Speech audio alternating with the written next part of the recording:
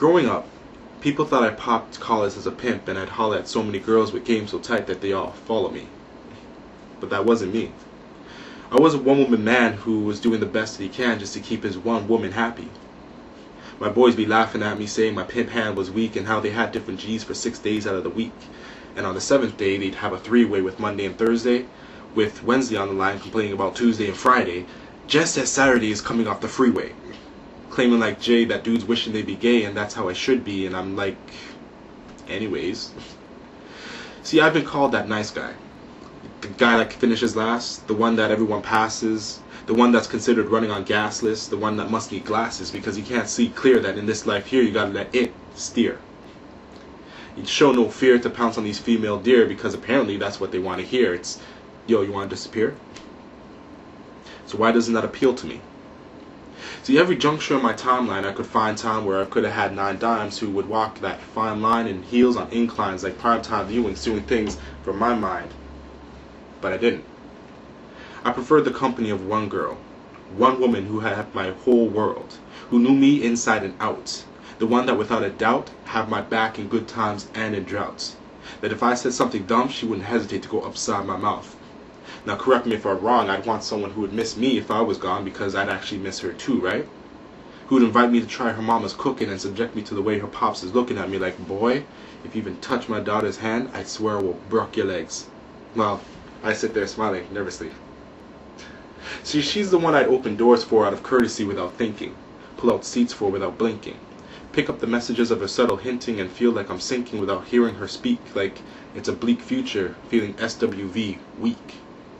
So why would I seek the stress of double lives? Trying to have double wives like I want double strives.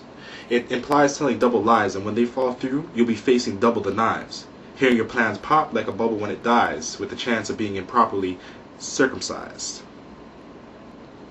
So I gotta wonder why these other guys would surmise their own demise. Because in my eyes, I'd much rather be seen with a woman who would cook and would clean and not worry about Maybelline because she knows she was born with it. She'd be calm, cool, and collected, not worried about some next chick or trying to match the things my ex did, or throwing around those names that she had sex with, or she's more concerned with the text in the church of the biblical senses, where God comes first and all the rest is barely mentioned. But apparently to want that I'd have to be demented, even though everything I've said, I've meant it. Even with my shoulder to cry on, which I've lent it, even with my time, which I've spent it, listening to each and every woman and how she was tormented by a man who could not be saved even if they spent 10 years in repentance. Senseless. Like a love was a death sentence and they were left defenseless. Like they were in the wrong place at the wrong time and couldn't hop the fences. They were cut, cuffed, and numbered so they would feel like they were meant less. So would I rather want a woman who's been through it all, and after all the falls still gets up and remains standing tall, who stays on top of the ball? Or the girl that lives at the mall? The one who ain't got no job, don't pay no bills, ain't got no skills, and pops pure diet pills because she's so concerned with what society would say about her imperfect ways, but when it comes to being space, she's a perfect waste of it.